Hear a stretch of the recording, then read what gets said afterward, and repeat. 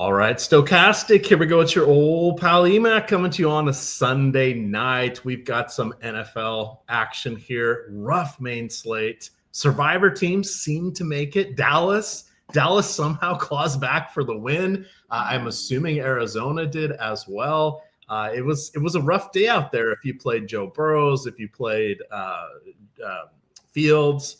This guy, yeah, it was a tough one out there, Greg. Not surviving well. I may not financially recover from this. How are you?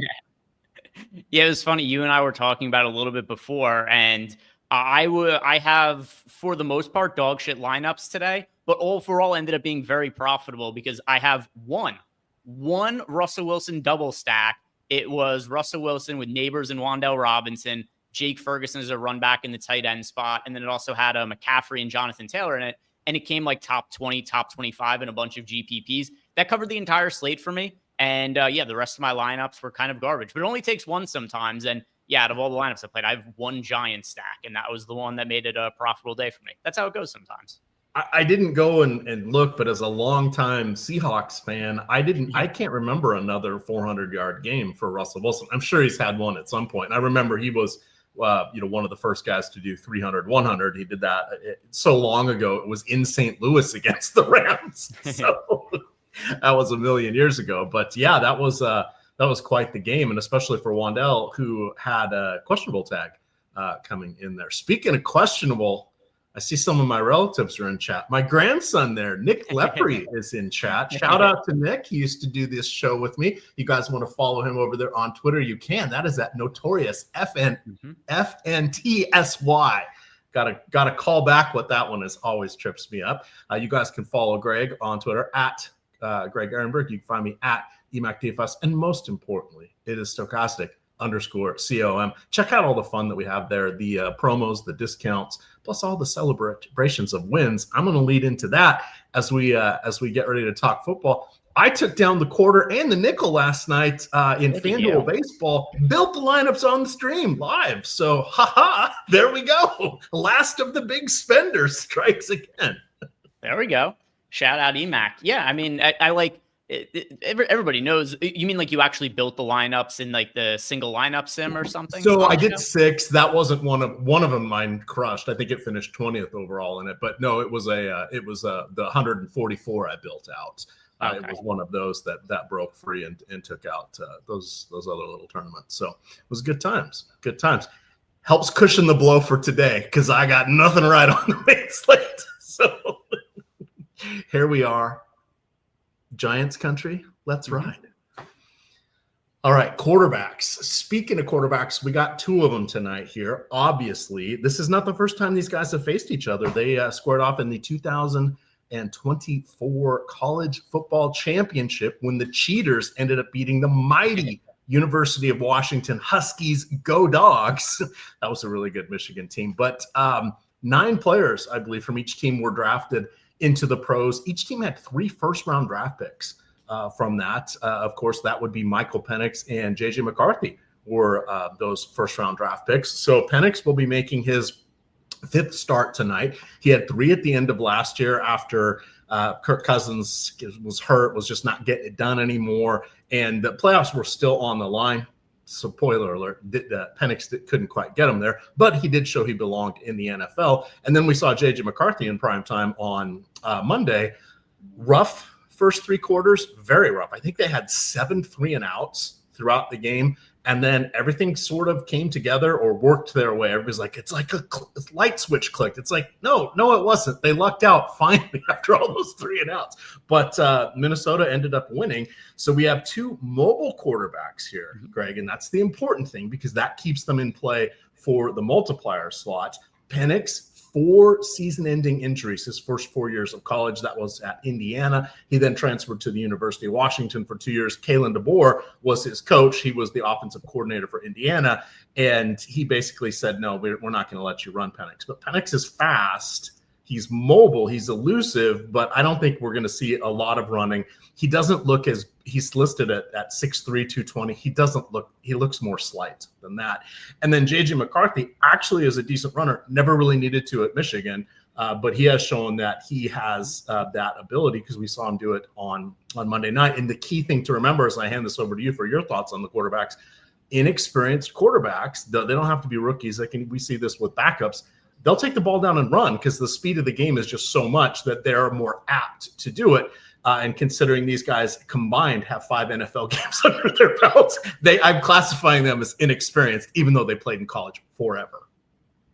So the other thing that I don't know how much people like, I'm sure people remember it if they think about it, but the narrative through 3 quarters last week was, oh my God, JJ McCarthy looks terrible. Look at how bad the Vikings offense looks. Did they make a massive error letting go of Sam Darnold?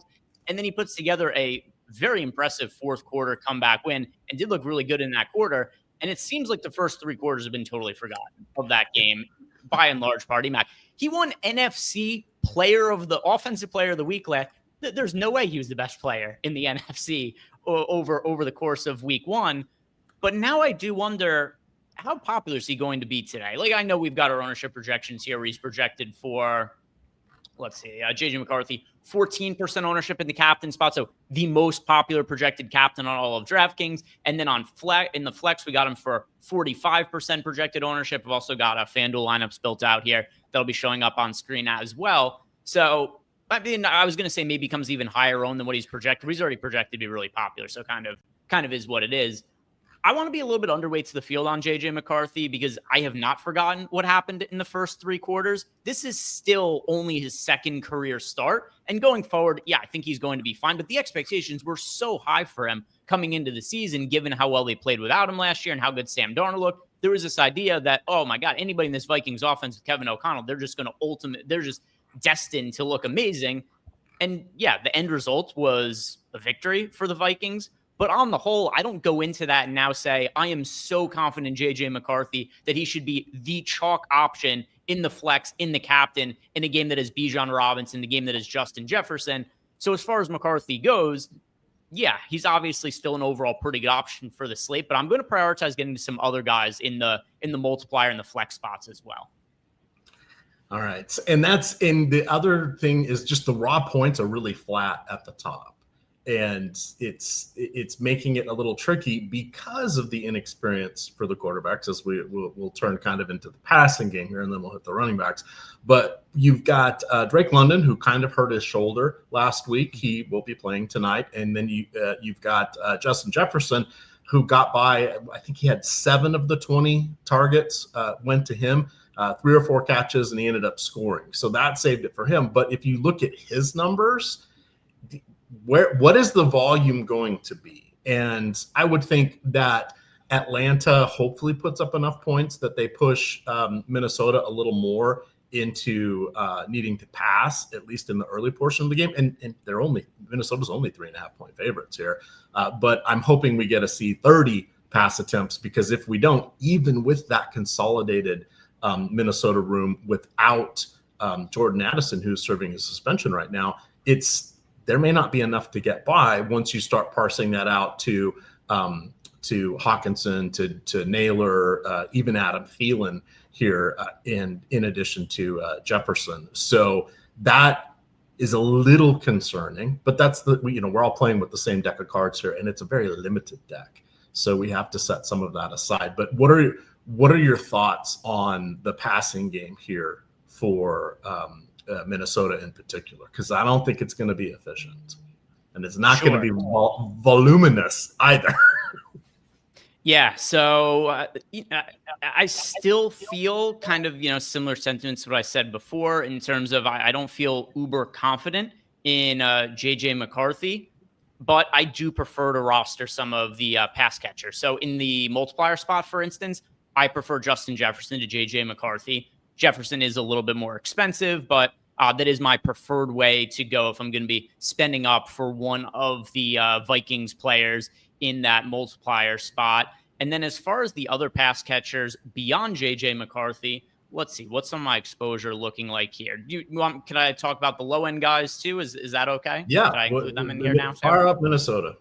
Okay. So another guy as well who I think is too cheap, one of my favorite value options on the slate, is Josh Naylor. Also not expected to be all that popular relative to a showdown slate, 20% owned. So nothing too crazy there. He did end up finishing just 1 catch for 28 yards. With that said, pretty much everybody in the Vikings passing game looked poor last week because that's what the numbers overall were for the team. J.J. McCarthy finished the game 13 of 20 passing for 143 yards.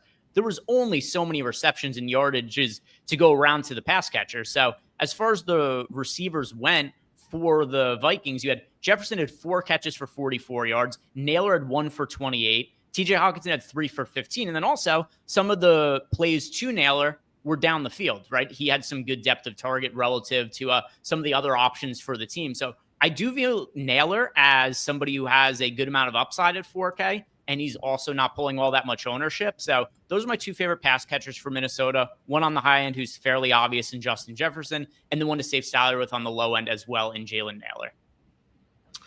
All right. So I ended up, I got my cash game lineup out there. There's still a handful of team free money. Emac's the username, just $1 there on DraftKings. Got about 5 or 6 still sitting there in the $1 range. Pride is priceless, folks. Remember that. I did not want to play J.J. McCarthy in the captain. I ended up putting him there because I couldn't quite make it work with everybody else.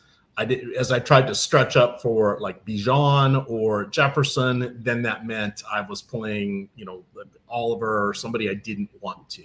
So I ended up going with McCarthy. I want to be under the field. I agree with you on that. I want to be under the field with him on my tournament exposure. I will be building out 50 lineups using the Sims here for that.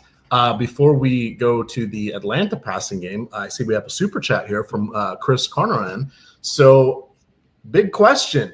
Playing the 3-game slates with the 2 tomorrow night games, is there any must plays from tonight? Well, I've built out lineups for this because I play all these slates. Play all the slates on all the sites. The only player, and I built one lineup out, agonized over it. The only player I'm playing tonight is Bijan Robinson from tonight's game.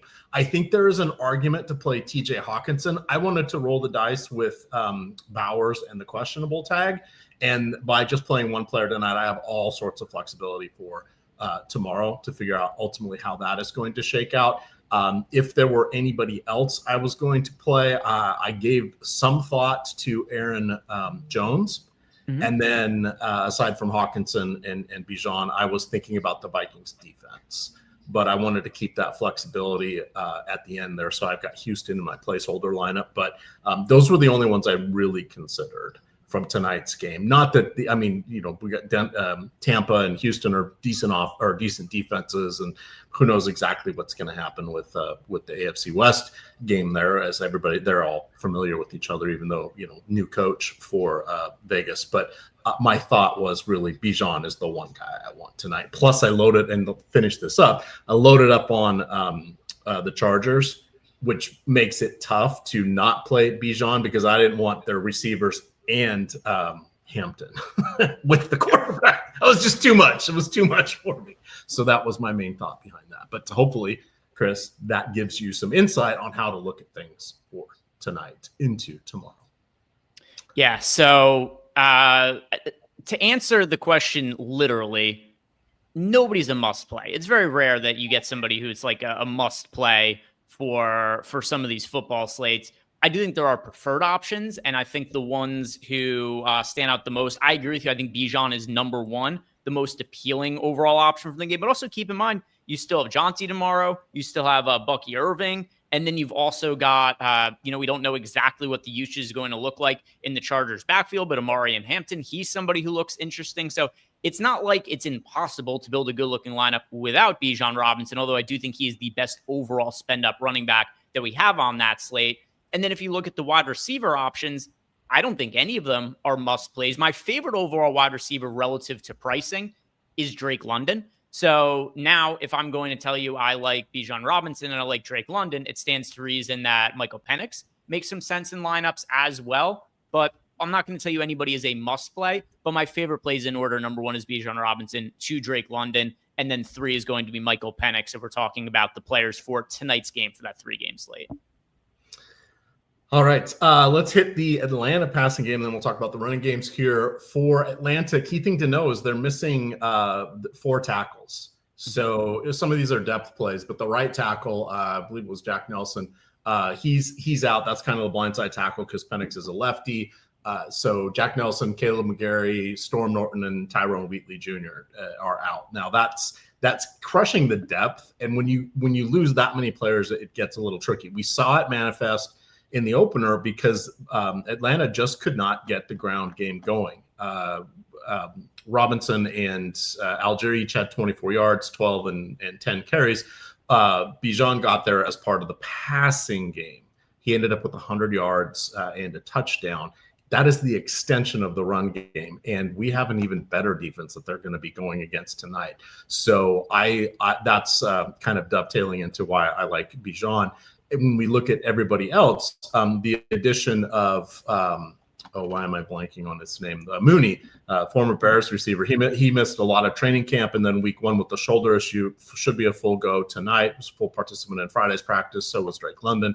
So those guys are going to be primary folks. I think Ray McLeod is in play for some of the hot routes, and then we had a resurgence of Pitts.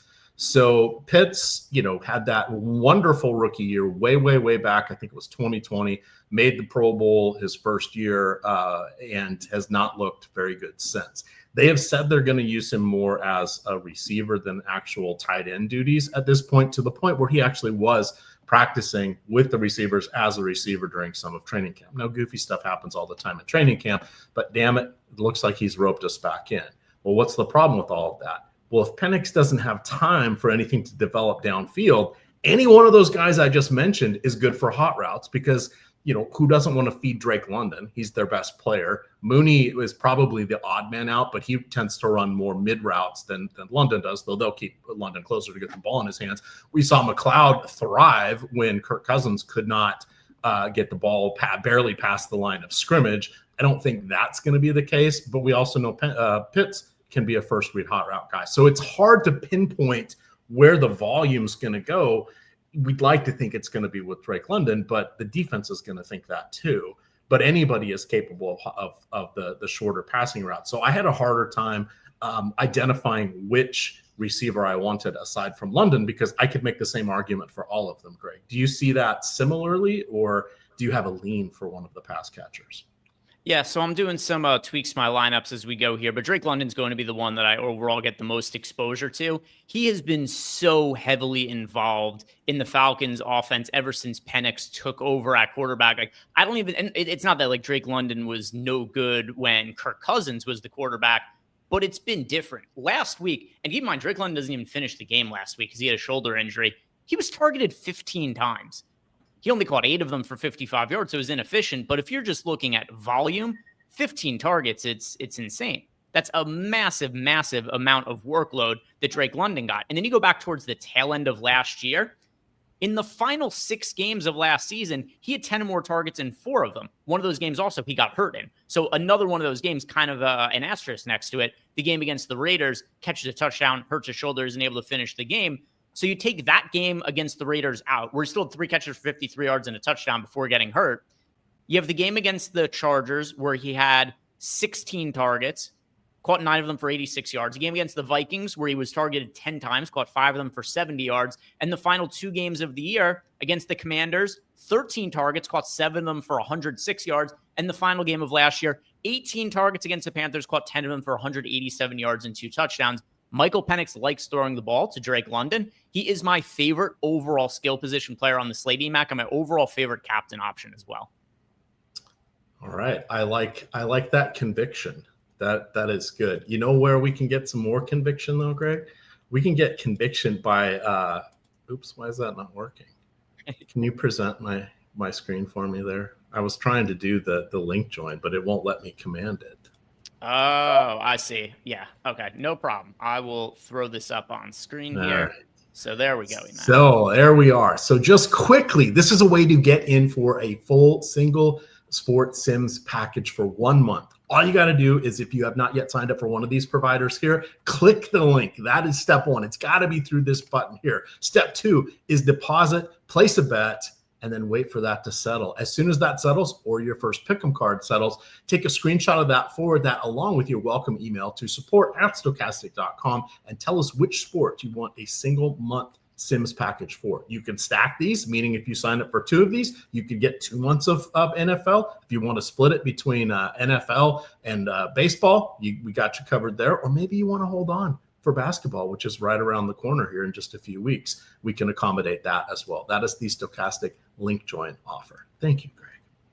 There we go. So I can throw this back here. There we go. Perfect. Easy enough. All right. The running games here. So it was really hard to tell in the opener, and I wasn't listening to the telecast, but I went back and looked at a lot of the play-by-play logs, and there were so many 3-and-outs. I couldn't tell if they were switching drives between the Minnesota backs or if it was situational. Now, the expectation is the go forward will kind of be situational. You're going to get Mason, who is not much of a pass catcher. He's going to be the fresh legs, young guys between the 20s. I think you're going to see him in neutral downs. If it's a high leverage situation, we're going to see Aaron Jones. Aaron Jones still capable, and he ended up scoring a touchdown as well. He is the far better pass catcher here. It's not that Mason is a bad pass catcher. It's just not his particular skill set. Even when he started those 6 games last year for the 49ers, I want to say he averaged like two targets per game. So it wasn't a lot even when he was the main guy. So their price difference, I think it's about 35% discount for Mason on FanDuel, about 25% on DraftKings. It makes it a tough decision here.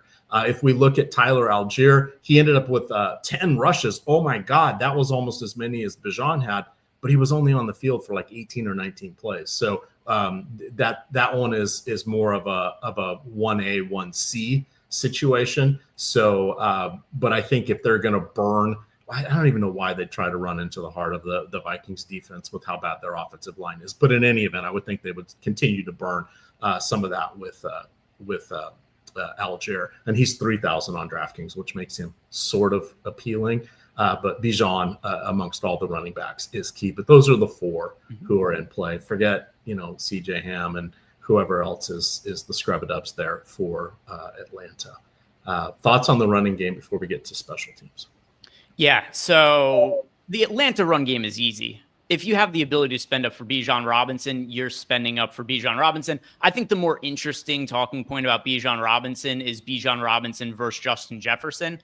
I like Bijan Robinson a little bit more personally, Emac. I just feel so much better about the Falcons' ability to get him the ball versus the Vikings' ability to get Justin Jefferson the ball, based on what we saw last week with Justin Jefferson's targets with J.J. McCarthy under center for his first game. So Bijan Robinson, he is my preferred top-end spend-up skill position player over Justin Jefferson.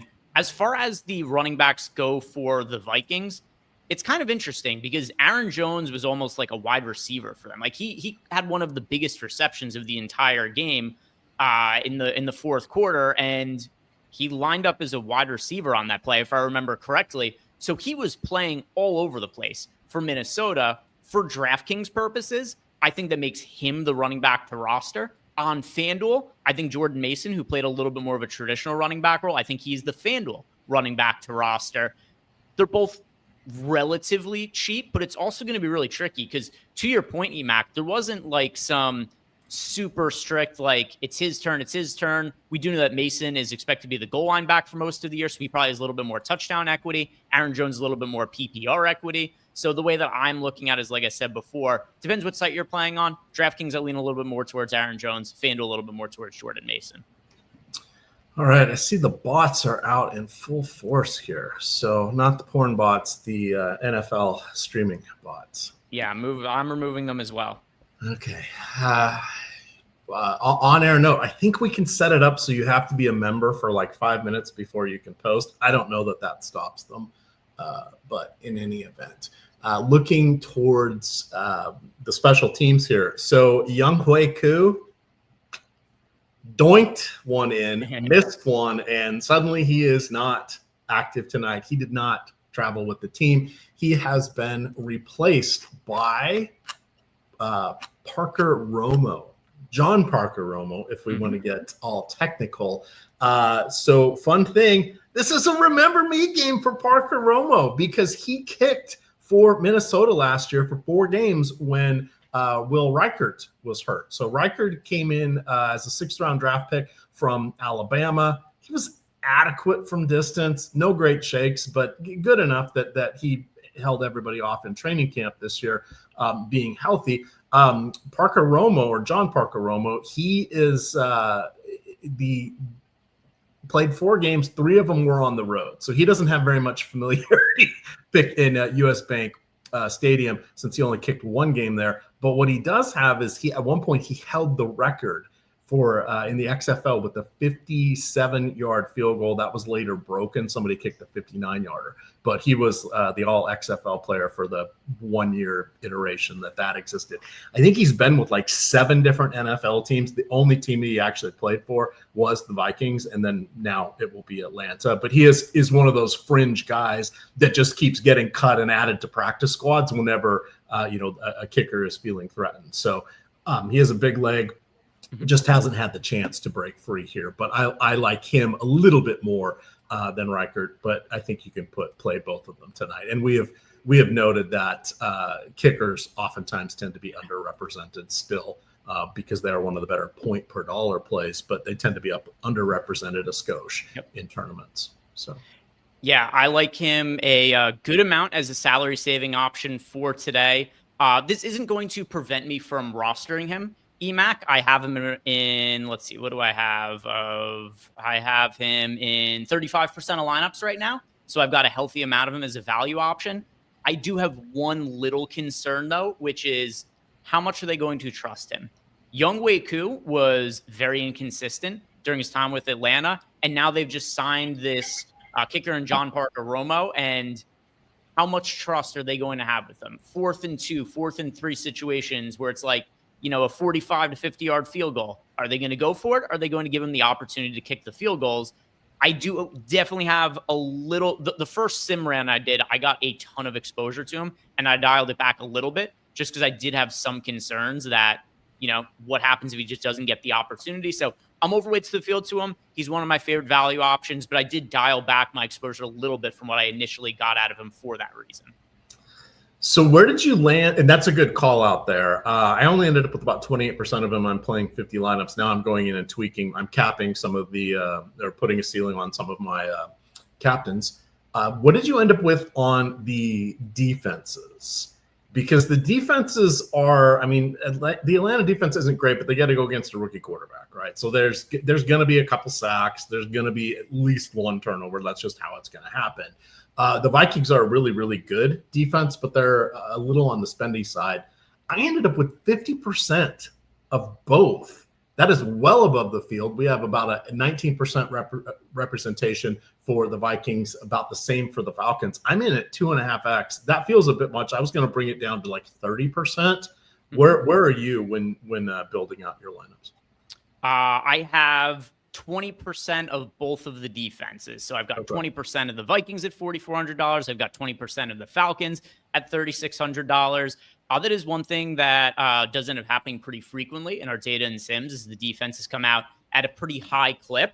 Our data supports that it is something that people should be doing on Showdown. I'm a little bit overweight to the defenses, but I don't have the same captain exposure. So one thing you guys will see here in the sims, the Vikings defense showed up in 10% of lineups in the captain. I don't have that in my portfolio, but I do have a chunk of them in the flex spot. So the Vikings defense, if we're looking at the options who are priced around 4K, I have more of Naylor and I have more of John Parker Romo, but the Vikings are next up on the list of those like 4K-ish options that are showing up in my lineups. All right, I'm gonna just tweaking just a little off the top there, just like when you get your hair cut and you're going bald like me. That takes us through the kickers, the defenses, the everything here. So that brings us around to strategery. We've got 19 minutes left. Greg, what as you're starting to finalize your lineups here, and I'm putting the final touch-ups on my 50 here, so I'll read out my my exposures here in just a moment. Are you worried about not having somebody represented enough in the field? Are you worried the field who is driving the cement truck that you're worried about as you step off the sidewalk when you didn't look both ways? place. Sure. Yeah. So to be clear, I'm not making like alterations or anything like that, but I said from the jump that I'm underweight to the field to JJ McCarthy. I have about half as much as exposure to him in the captain spot as what the field has. I am also, as of right now, slightly underweight to him in the flex spot, all that kind of closer to the field. So if you get a massive ceiling game from JJ McCarthy, that could be a situation where because I'm underrepresented to him in the captain spot, that could be something that would be difficult for my lineups to overcome, unless you just get the scenario where, one of my JJ McCarthy lineups happens to be the nuts. But yeah, looking at my lineups, I really do prefer Bijan Robinson in the captain spot. I prefer Drake London in the captain spot. And then JJ McCarthy, just not quite as much of interest to me when it comes to the multiplier spot. So that's the one that would be probably most reasonably likely to spell bad things for me today. All right. Did you get any Adam Thielen? I have 4% in the flex. That's all. So 2 of my 50 lineups. Let's see. Adam Thielen. I have in. I have 11%. No, I don't have very much Adam Thielen. There was a lot of other guys that I just kind of overall preferred in that multiplier spot. All right, so real quick here, just for perspective's sake, on my captains, I am 5% over on Justin Jefferson. I am 2% over on Bijan. I am even with the field, 14 with Drake London. I am double TJ Hawkinson here. Feed the Hawk, baby. Feed the Hawk. Aaron Jones Jr., Senior, I am at 10, Fields at 7. I'm at half of McCarthy, similar to what you said. I'm even on Penix. Oh, dear God. I have 3 lineups with Charlie Warner as the captain. I need to go fix that because I don't think I want any. Quick notes on Charlie Warner. He is the far better blocker compared to Pitts. I think he had 1 target last week. He's going to be on the field for probably half, maybe a little more of the snaps, but I can't be excited about that. But he is $600 or whatever. That makes him start to look a little appealing. But I can't have 3 of my lineups with him, can I? 3. You said out of how many? 50? 3 out of 50. It's up to you, Emac. I need to quickly look for fun. Let me see who is in those lineups because it could be the otherwise perfect lineup. Let's see, Warner. So my 3 Warner captain. No, they're not particularly good. It even has a negative ROI. So I'm going to get rid of that one. Warner, Bijan, Drake, Justin Jefferson, Penix, and Will Reichert. That's just not a very good lineup. That's what happens when you push the ROI button. I pushed the ROI button for everybody else in that lineup. That all of a sudden brought him in. So sometimes you got to run these to ground. So I would prefer not to have Warner. But you want to, when you're playing around with the tools, you want to see what some of the unintended consequences are. Once you favorite your options, you could show this on the screen, Greg. Once you've favorited your options, you can filter just on the favorites, and it makes it easier to sort through and see what you have. So yeah, my 3 Charlie Warner lineups are 3 of they're all negative ROI, minus 50 or higher. Now I don't mind having a little bit of negative ROI because it's just an estimation. I don't want that kind of ROI. So congratulations, Charlie Warner, on your touchdown today. 3 of the top 150 lineups here do have Charlie Warner. Also, for anybody who's trying to find him as a potential punt option, his name is spelled Woerner. So if you try to spell it like you would think it should be spelled, it could be a little bit harder to find him. But, for this slate, here I'll go back to all of our lineups here. Actually, I'll just read off. Here is the top 2 lineups that have Warner in them. This is a super bizarre lineup, Emac. This lineup, the top sim ROI lineup that I have in this run with Charlie Warner, has the Falcons defense in the captain spot. It'll be unique. It is Charlie Warner, Falcons defense in the captain spot with Bijan Robinson, Drake London, Justin Jefferson, Michael Penix. Some of that lineup only leaves $200 in salary on the table, though. So also, going back to the entire set of lineups here as well, want to go and show some of the low end. I don't think that punting is super needed for this slate because you'll see here, and I mean like all the way down, not punting in terms of just like cheap guys in general, but Warner in the top 150 lineups that I favored, it showed up in 2%. Miles Price at $200 showed up in 1% of lineups. And that's it for sub-1,000 salary guys. The main reason for that is you only have two really expensive guys on the entire slate. You've got Bijan Robinson at $12K. You got Justin Jefferson at $11,800. Sure, I mean Drake London to an extent as well because he's $10,400. But then the quarterbacks are $9,600 and $9,400. So it's not like one of these slates where it's like Jalen Hurts and Josh Allen or Lamar Jackson where they're priced like $12K at quarterback and they project way better than everybody else. If you want to play the quarterbacks, you're getting them at pretty reasonable price tags. So those super cheap punt options are not all that needed for tonight. All right, good call out. I am allowing one Charlie Warner captain lineup just because it literally had everybody else in it that I wanted. So I will accept that. I have him in like 3 other lineups as the flex, but as you mentioned, it does get some interesting combinations around it. So there we go. I'm going to upload my lineups here, just get them filtered, and then we can take us down the home stretch here. 12 minutes to go, 8:20 kickoff tonight. I got it backwards last time. I always get confused. I was thinking it was a 8:15 kickoff, and we wrapped up and we still had 5 minutes to go. Actually got the show in on time last week there with Mr. Bellman and myself. So we are in a good shape here as we come down the home stretch. Final thoughts that you want to start parsing out there. We'll look and see if there are any questions in Discord. We'll hit the upload button here, and let's have some fun, Greg. What do you want to impart with people as we get ready to see lock here? Yeah. So I mean, as far as the lineups go for me, one thing I actually want to check. Of the top lineups, how much salary leaving on the table today?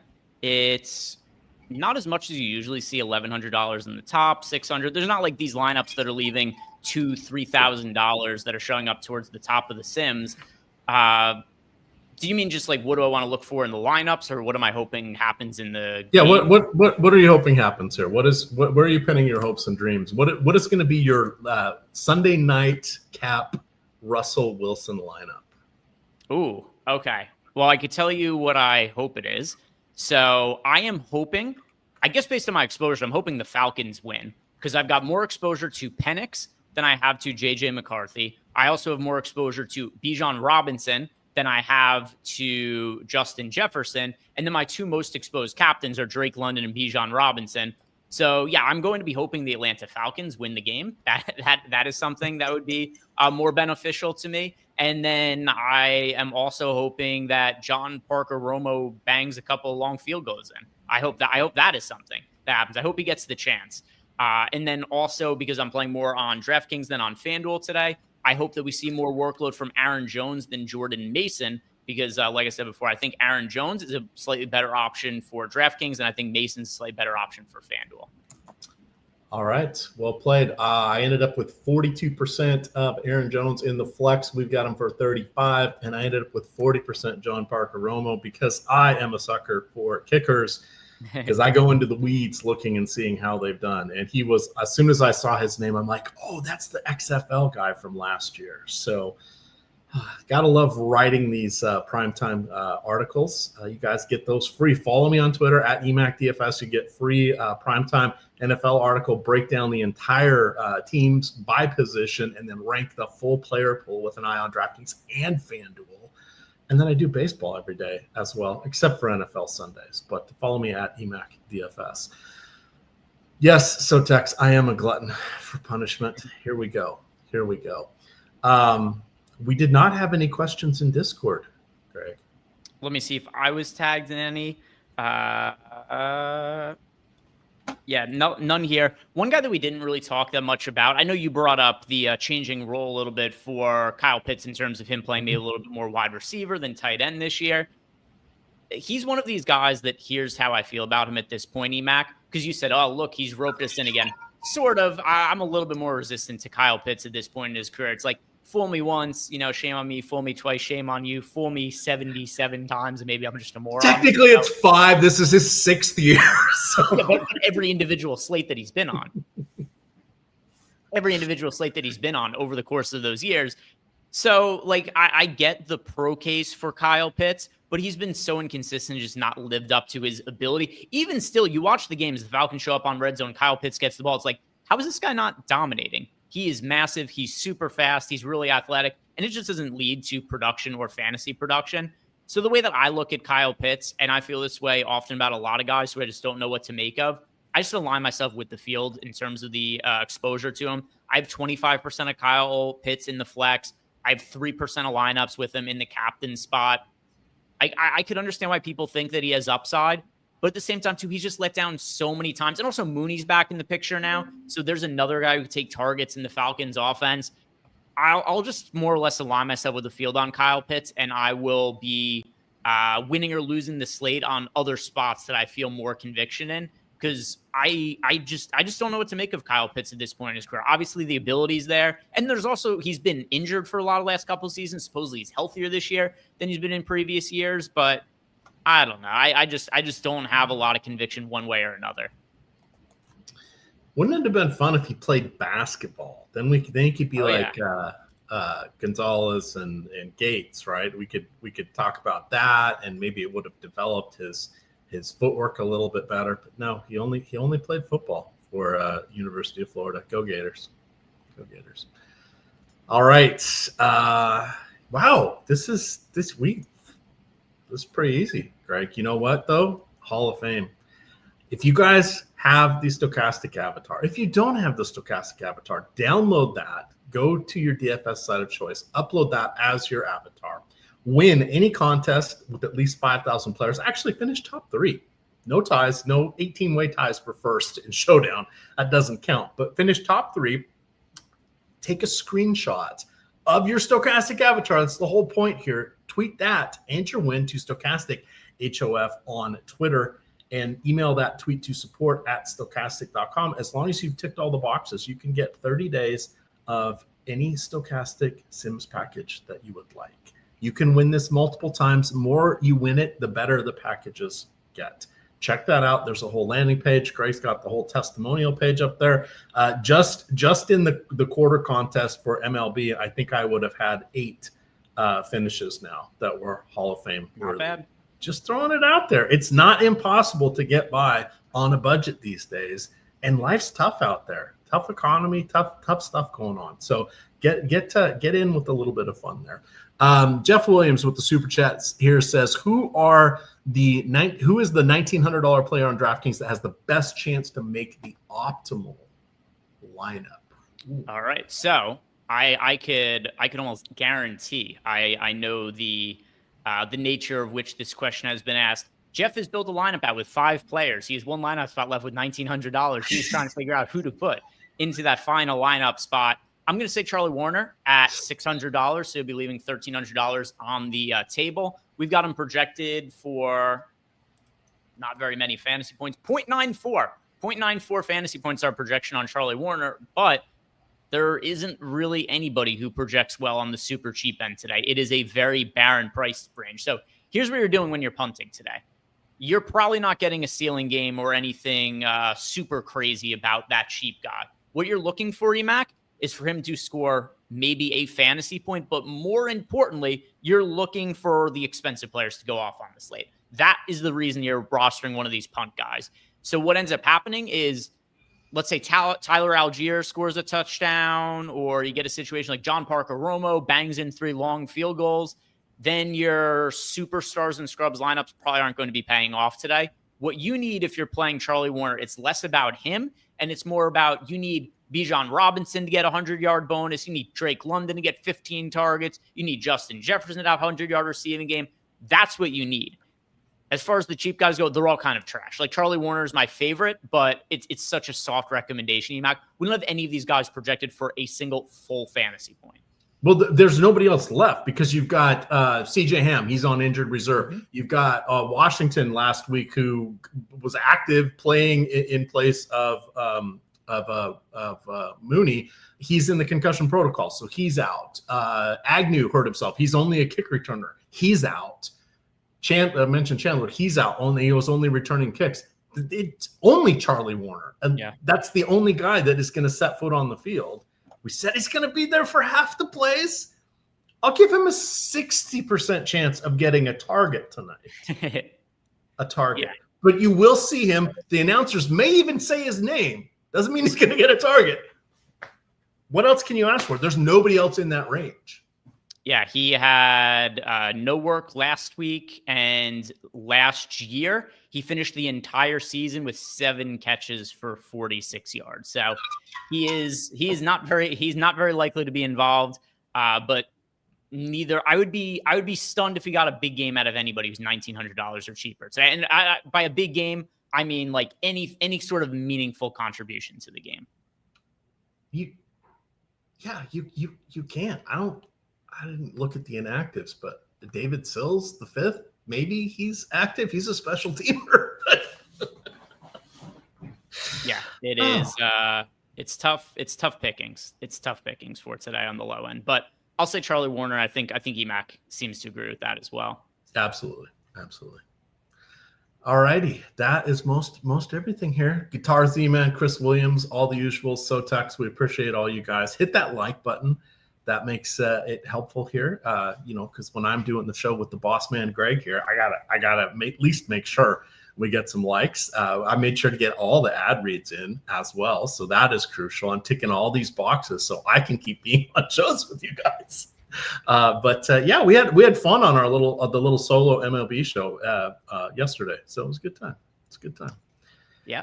Also, want to remind you guys before we close out for the day that we are sponsored by DraftKings Pick 6, where new customers play $5 in pick sets and you get $50 in bonus picks. If you have a problem, call 1-800-GAMBLER. Help is available for problem gambling. Call 1-888-789-7777 or visit ccpg.org. 18 plus, valid only where Pick 6 operates. See dkng.co/pick6 states, void in New York and Ontario, and where prohibited. Eligibility restrictions apply. 1 per new DraftKings customer. $5 first pick set to receive max $50 issued as non-withdrawable bonus picks that expire in 14 days. Ends on October 13th at 11:59 p.m. Terms at pick6.draftkings.com/promos. Sponsored by DraftKings.